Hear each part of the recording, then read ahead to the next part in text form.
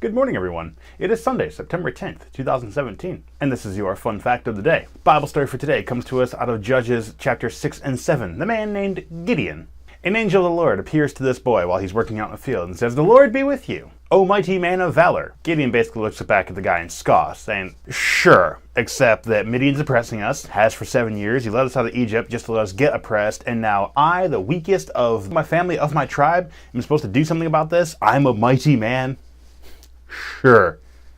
Got it. Well, as a test of this, Gideon goes and gets some food, as he's instructed, brings it before this angel, and then the food is consumed by fire. It just burns up on the spot, and Gideon's like, "Oh, I see." In his first action, Gideon takes a young bull, straps it to the altar of these false gods that Israel had been worshipping, which is part of the reason why God was mad at them in the first place, that he let Midian oppress Israel.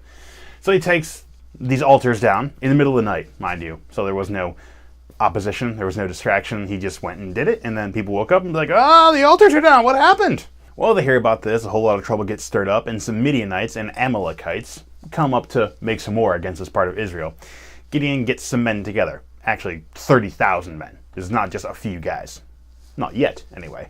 In being sure God is with him in these actions, Gideon asks the Lord, pleads with him rather, to have patience as he just has a couple of tests to make sure it is the Lord that is with him. Gideon puts a fleece on the threshing floor overnight and says, "If you're with me, God, make everything else around this fleece dry, but make the fleece wet." It's inside, it's on the threshing floor. So obviously if the dew is going to hit this fleece, it has to be outside, not under a roof.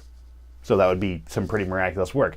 Gideon gets up the next morning, and behold, it has happened. Everything else under the threshing floor roof that's covered is dry, except this fleece, which is soaking wet. Wrings it out into a couple of bowls worth of water. And then Gideon asks forgiveness for one more time, and that asks for the reverse to happen. Gideon leaves the fleece out on the ground, uncovered overnight, and says, "Okay, God, just one more time, please forgive me. But truly, if you are with us and this is what we're supposed to do, please, when the dew falls tonight, make the fleece completely dry and everything else around it wet." Again, a little impossible considering what science would tell us as far as when dew falls, it's going to fall uniformly over everything that's uncovered. But behold, this fleece was dry. So Gideon gets some 30,000 men together, and God looks and says, "Too much. Send some of these away. Here's a test. Everyone who is legitimately afraid and doesn't want to go to war, get out of here." 20,000 people ditch. So now we're down to a third, 10,000 people. Still too many. God has Gideon lead the men to a watering hole and test them there, based on who drank the water responsibly. Here's what I mean. When you're at a watering hole, you're dangerous, you're exposed. There's those who would jump in the water, but there could be bad things in the water, you don't always know. When you're on your knees and your face is down to the water, you're pretty exposed. There's nothing guarding you, you're literally butt up in the air, face down in the water. Anybody can come up on you and kick you in the water or sword you into the water. So there was a test to see who would drink the water responsibly and who would drink the water flippantly. All this to say, everyone who drank the water incorrectly was sent home, and Gideon is left with just 300 men. That's it. Just 300 guys. Sounds like a good number to have. Spartan for life. So Gideon takes his 300 guys, camps near the Midianites and the Amalekite army. Has a dream. Gives every man a trumpet, a torch, and a pot. Scatters them around the camp of the enemy at night.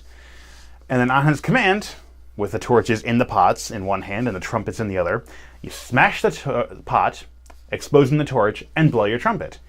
So in the middle of the night, changing of one of the watches, the later watches, so they're already kind of tired. Anybody who's going to be asleep is already asleep. And all of a sudden, from all the way around this camp come hundreds of torches all of a sudden and loud trumpets blaring at the same time. It's really, really, really a great intimidation strategy. Well, these enemy soldiers wake up. Some run in the confusion. Some start fighting in the confusion. They probably skewered some friendly soldiers in all the din and confusion. And then as they have everybody hastening and confused, Gideon calls for the rest of the Israelite men, who were a ways off, to then pursue them. Get them out of their camp and take care of them as far as they run. They kill a couple of princes and take care of some unworthy people along the way. After this, some of the Israelites got their bright idea to, "Let's make Gideon king!" Gideon says, "No, the Lord rules over you." And they would have peace for 40 years while Gideon was still alive, helping to reinforce this idea. As soon as he dies, though, they turn back to the pagan gods. Way to learn. Just remember, they were human, and so are you.